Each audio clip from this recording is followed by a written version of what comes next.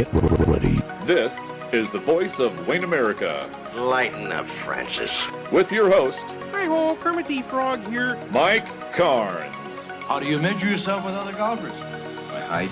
Only at WayneAmerica.com. The supernova's gonna kill us all. Okay, this guy is the real zero, that's true. Let's just think back when you guys were freshmen, huh? .com. Hello and welcome to the Voice of Wayne America podcast, an exclusive here on WayneAmerica.com. I'm Mike Carnes, your host for everything that is the community of Wayne, where we talk about the best town in all of America. That's right here in Wayne America. We want to thank our sponsors at Providence Medical Center for their support of the podcast. And this time of year, or this time of month, is usually the first and third of the month, where we talk with the Wayne Mayor, Cale Giese, about the city council meeting that happened earlier this week. And this week's council meeting happening on Tuesday at the city council chambers. And really a lot of stuff on the agenda, but not a lot done at the council meeting. A lot of stuff was tabled, but some good discussion on some topics. And we have the mayor with us here now. And Caleb, welcome to the program again. Hey, always glad to be here. All right. I guess the big story from the city council meeting last Tuesday was the discussion of development. Thomas Caton from Seward was talking to the council, and there was discussion about the possibility of maybe putting up a 3-story, 24-unit apartment complex at where the community garden and the old tree farm is there out by the softball complex. That sounds like an interesting setup there. Yeah, it'd be a little bit different than all the apartments that we've been seeing so far. So he's targeting not college students. So you're talking two-bedroom apartments, internal staircases. The 3-story, we haven't seen that in Wayne yet. This would be kind of more like what you see in the bigger cities when you roll in, and going after a little bit higher price point on the rent, in that $750 to $800 range. This is targeting, basically, is going after workforce housing. Great Dane in particular. Yeah. People that they're looking for a house that you're making that type of payment, but as Megan Weaver pointed out at the meeting. When you talk on home insurance, the maintenance aspect, and other things, they just can't afford the houses that are out there on the market. They're looking for the golden goose, really, in the housing market is like that. If you could make a house from 125 to 150 and have a garage on it, that's what everybody wants. But we're just not seeing that house being produced, so it's not able to be produced economically, I guess. So this fits that need, and actually the 24 units, that's part one. He's planning on flipping that then. So it would end up being a 48, 2 separate units that each have 24. Okay. 24 units. Now where would the second 24 unit? Just right across on the same plat. He'd start off on one half of it, and then he'd mirror that on the other half. Okay. And another thing would be, these apartments would not have like the terrace parking. They'd have, so if you imagine the lot as a big square and the buildings on the outside with the parking on the interior with kind of an avenue through the middle to park. Okay. So that kind of cleans up that look too, where you don't have cars sprinkled all over on all sides of the building. It doesn't have that typical apartment look. And I think it'd be a nice transition from with the lot where he's requested is where the community gardens are right now. So right to the west of that would be the city boneyard, where we keep all of our outdoor supplies for utilities and stuff. So it'd be a nice transition. We need some type of buffer from a single family doesn't want to have out their back door looking at the boneyard, I'm sure. Sure. So it'd provide a nice little transition into single family housing, if that's the way that developers want to go. But Thomas got interested in Wayne kind of by coincidence. Wayne's a lot like Seward. It's college town. As he said, any town in Nebraska has workforce housing problems. And he saw us when the governor came up to Wakefield and talked about workforce housing with Chad Seabeatty building that first LB 518 house. And that was the one that was, they had a ceremony for that here about a month ago or so. So he caught that press conference and started doing a little bit of research, and that's what led him to Wayne. So he's really pushing the city. The city had talked at retreat about developing those upper rugby fields and community garden and the old brush drop-off area. So he's pushing us to try to come up with a plan for that, and he's saying, whatever you come up with for a plan, pencil me in for, 2 acres. I want to acquire that and build these 2 units. Build these apartments. And it's something that this community is really in need of, particularly when you think about Great Dane. The vast majority of their workforce comes from out of town. Yeah. And a lot of them would like to be in town and not have to drive 45 minutes or an hour to work one way every day. And I know it's a concern that Great Dane officials have had as well, to try to get more housing here in the community so that they can potentially at some point maybe even at another shift of workers there. I know Lee over there at Great Dane has said that they could add 50 workers tomorrow, but they don't have the housing to support that that additional workforce. I think he said he could add 200 workers because at any given time it fluctuates, but only 15 to 18% of the work, or 15 to 20% of the workforce lives in Wayne for Great Dane. Yeah. So it'd be a great addition to the community if we could get some housing like this to go through. It'd be incredible. Yeah. But it did meet a little bit of resistance. A couple of council members did not want to see more apartments being built in town. I think some of that was based off of misinformation, somebody misremembering what the housing statistics said. Because although it seems like we're throwing up like so many units of apartments, the housing study that we did back within, I don't know, when was that, 2016, it said we needed to add, X number of units of apartments, X single family, X condo, townhouse type, and we're still like not keeping up the pace that the housing study predicted that we'd need. So I think they're misremembering some of the housing stats and then arguing off of that. I think people got upset during the initial apartment explosion because the city just was like, I don't care where you put them, let's just get some housing up. And you ended up tearing down old houses and putting up apartments. And people liked it. People didn't like the old houses. They really liked it when the house was torn down and nothing was there. And then they didn't like it when the apartments were there. Yeah. Apartments were there. You can't please some people.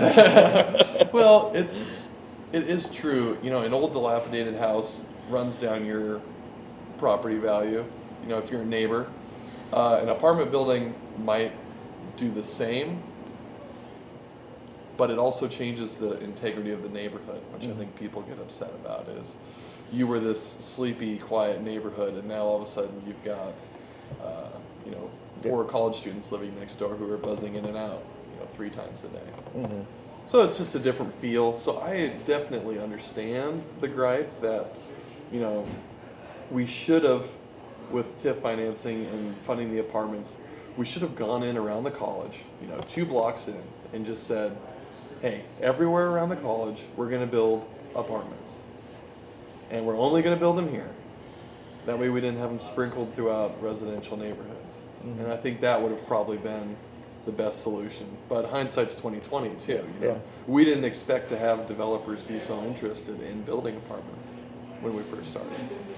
And there's been a lot of them that have sprung up over the last 5 or 6 years, and it's solved some problems, but at the same time we're still not meeting those needs yet. So. Yeah, and like Joel Hansen was pointing out, what the housing study also didn't include is we're in a unique situation being a college town. Wayne State adds 100-some students, like they did this last year, in a Where class. do you put 'em? Exactly. Where do you put them? All the kids want to live off campus, and 100 jobs is one thing. That's 100 people, but you had 100 students 3 years in a row. I mean, you're talking basically the same housing demands, and the fluctuation is just so much more. So we got to stay aggressive, I think, in developing. And the public's got to know that we're trying to be smart about where we're going to put these apartments. We're trying to keep them out of residential areas, and we're trying to put them in, areas that won't change the integrity of the existing neighborhood. Yeah. Now, if this development goes through, where exactly are these apartments going to be? Are they going to be across the street from one another, with that street going through to the softball complex? Yeah. So if you think about the softball complex road, as soon as you turn off the pavement, it'll be right on that corner. Okay. The northwest corner of, if you would call the upper rugby fields. Going from west to east, it would go Boneyard, you cross the street, the gravel road to the softball complex. Then there's community gardens in the north, and to the south was the old brush pile. Right. And that's that north part where the community gardens are, that's where these apartments would go. Okay. So. And then moving east to the upper rugby field, we're looking at putting a couple streets in, and the thought right now is hopefully we can just hand it over to a developer and say, we want a road here. Other than that, knock yourself out. So those upper rugby fields, those could be turned into. Yeah, the nice thing about those is those are out of the floodplain, and with the rugby tournament leaving, and us investing the infrastructure on 4th Street. We've already got the street there. We've already got the sewer and water there, so it's prime for development. We can always add more fields later, with flood ground or lagoon ground or something like that if we need it. But I think it's just in the financial best interest of the city. It's the easiest spot to grow. It's the lowest hanging fruit in town. Sure. And then I guess the question though is, the rugby tournament leaving this year, if it comes back next year, then what are they going to do with the loss of 2 fields? Yeah, that's true. Now, next year shouldn't be a problem. I don't think we'll fill out that entire street in 1 year. And if they do come back, then we'll talk seriously about adding some fields back from the lagoon area. Because they're also used for, I think, I'm not sure if they practice football down there. They have soccer practice down there a lot. I know they have soccer practice. We used to practice down there for football back when I was in middle school. They'd bus us down there every day. I don't think they do that anymore. No, I think now they do. They have 2 practice fields out there by the activity center, where the high school's on the upper field and the junior high's on the lower field. They had them back then, but I don't know. They didn't like us down there, so they bused us. They wanted us to ride on the bus with a bunch of 60 stinky guys on a bus every day. Those kind of things build character. Yeah, that's right. We're talking with Mayor Cale Giese here on the Voice of Wayne America podcast. And Providence Medical Center in Wayne is proud to announce the addition of a new surgical procedure that they now offer at the hospital called shoulder arthroscopy. The surgical procedure is for those who have rotator cuff injuries, where the surgeon inserts a tiny camera and the necessary instruments through small incisions in the shoulder, rather than doing an open procedure with a large incision. Dr. Joseph Caro specializes in orthopedic surgery for Providence Medical Center. He's the team physician for Wayne State Athletics and also offers his expertise at multiple high schools around the area. For more information, check out Providence Medical Center's website at www.providencemedical.com. That's Providence Medical Center, extraordinary care rooted in compassion. Voice of Wayne America podcast this time around with Mayor Cale Giese as we talk about the meeting from March 5th. Kind of a not a lot accomplished at the meeting. There's a lot on the agenda, but some stuff was tabled. I guess some of the items that were tabled were regarding street improvement district assessments for the street or for sanitary and sanitary sewer extension and street improvements there. And what's the update on that? That's on the 4th Street, the new 4th Street addition. Yeah, so this is right north of the property that we were just talking about, and what happened here is, well, I guess I'll give the general background. Whenever the city lays out infrastructure, then they assess the cost of that expansion back to the property owners who are the property owners who are located in that expansion. Mm-hmm. So we set that up, and then the developer, Lou Benscooter, came up at the meeting and kind of surprised us. He said, there was something weird with the engineer. We didn't go with the cheapest engineer, and it cost him $30,000 extra, and he doesn't think that he should be assessed that extra $30,000. Now that makes us be like, okay, well, this was how many years ago? 4 years ago. It's kind of hard to get yourself back in that frame of mind and be like, why did we make the decision that we made? The engineers are professional services, so we are not required to go with the low bid. And some engineers bid lower than others. It's kind of you get what you pay for in some circumstances. Sure. Some engineers, you do work with them and you find out that they bid lower, but then they have change orders that end up costing about the same as if you'd gone with another engineer. So we get upset with engineers on certain projects, and then we come back to certain engineers, those same engineers. Some do better on projects in one area of specialty, and some do better on others.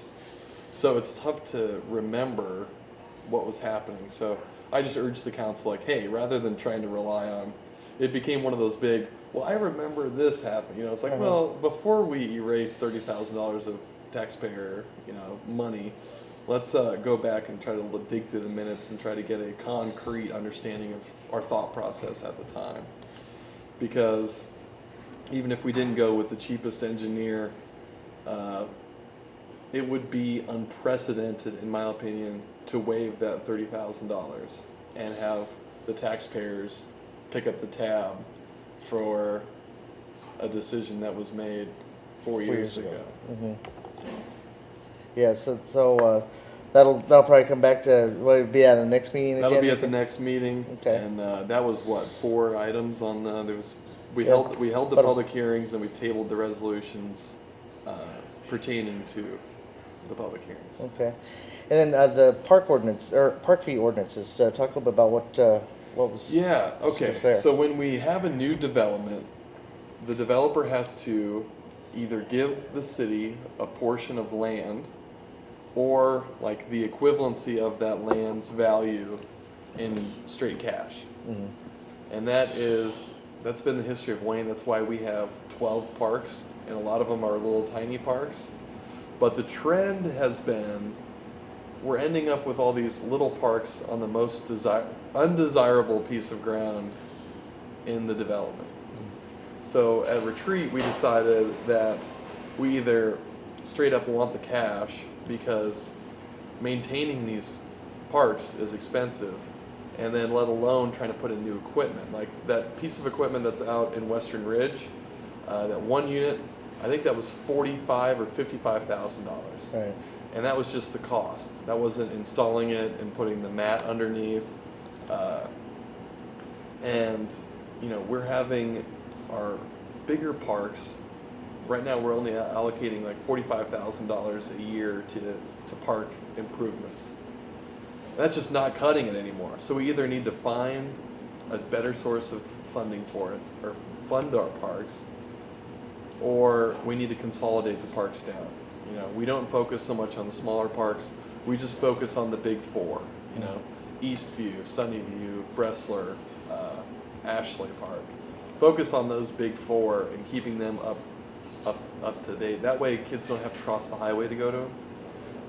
So when we brought this ordinance forward, we found out that the city has a lot more hand than what we thought we did. We can say, we can determine, give us the cash, or give us this piece of property if you want to start the development. So we can pick the piece of property, which would come in handy in future developments. Let's say we put a development on the edge of town, and it lays in the northwest corner of town, and we could say, we want your park to go in the northwest corner. That way, any more residential expansion up there, then they'll have a park close by.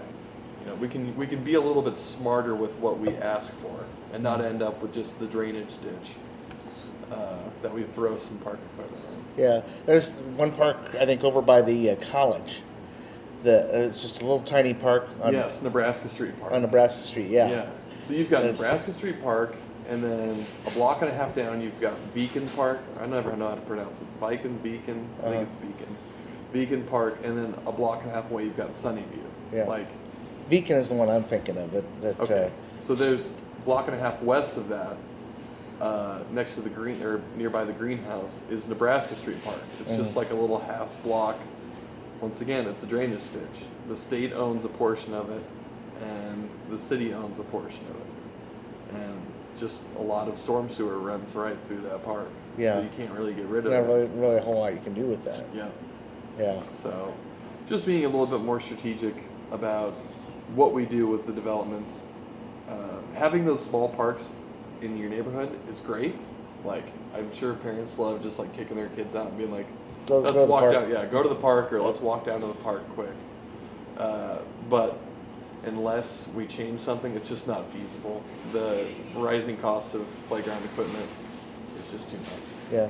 Now, what could you do with those small parks, like a Beacon Park? Is there The Beacon Park in particular, I'd like to just give to the college, or probably just give to the college, sell it to them for $1. Mm-hmm.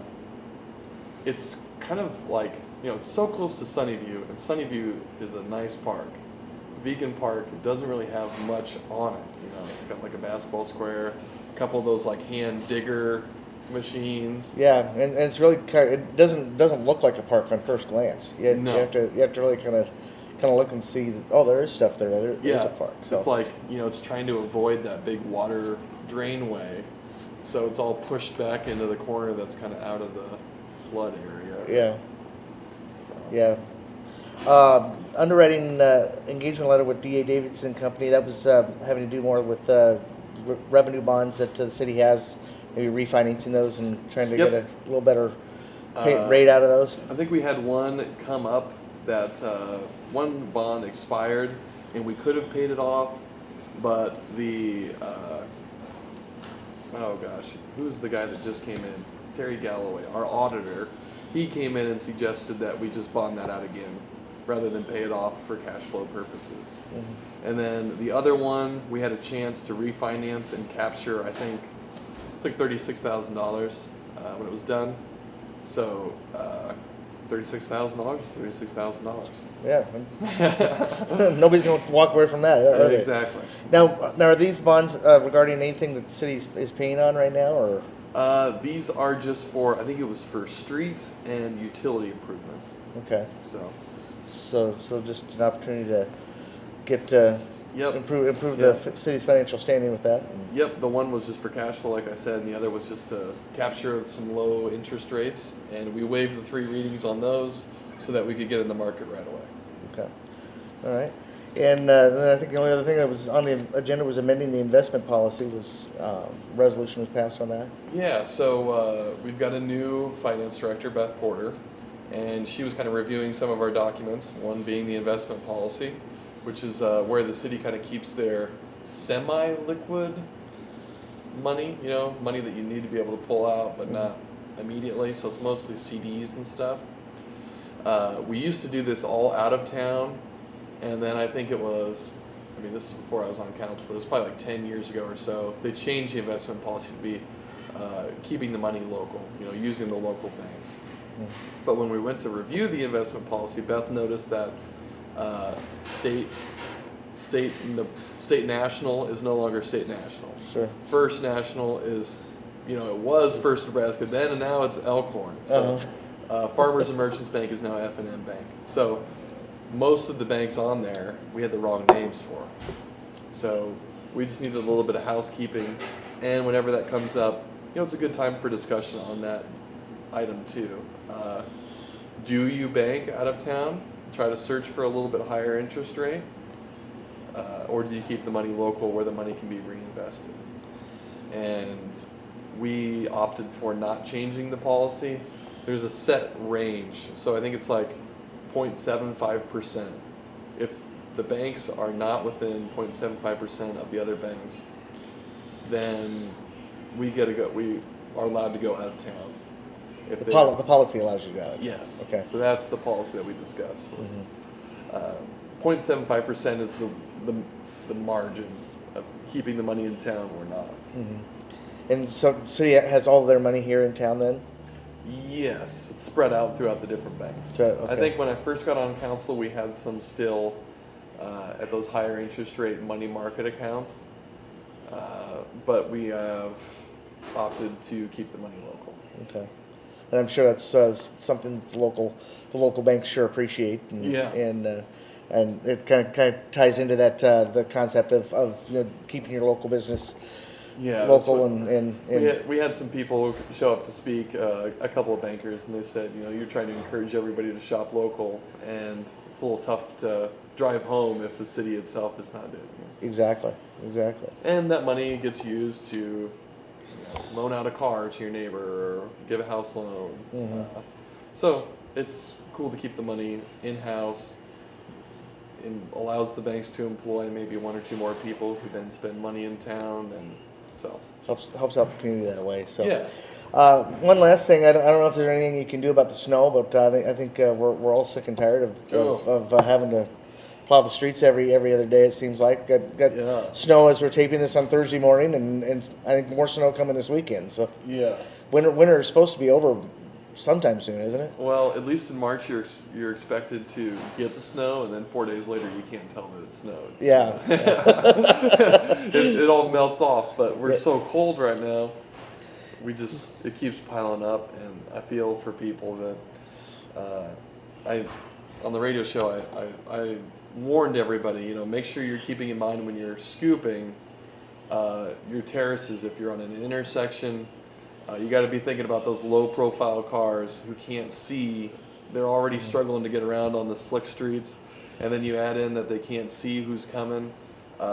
It's a public safety issue. Try to keep your terraces below that 30-inch mark. I know it's a lot of work, but we just got to do it. Yeah. Well, I know some cities have some cities residents have had issues about the quality of snow removal that their city crews have put together, but I don't think we have that problem here in Wayne. I think I can go on record just from seeing what I've seen around town that the community has some great people on their city crews making sure that our streets are kept in pretty good shape here after these snowstorms. So yeah, we do a really good job. Our guys are great. We're also just lucky, some of those other communities that look worse, like sometimes they just get more snow, Omaha right now, it's just an absolute disaster, but they probably got 8 more inches than us, and then they got 7 today. I can't even imagine what it's like there right now. I was driving down the street, and it was one-way traffic for like 8 blocks, I can only imagine it's like that all over town. Yeah. As we're doing this taping on Thursday morning, I'm getting ready to go to Lincoln for state basketball, and I can only imagine how much fun I'm going to have driving in Lincoln too. So yeah.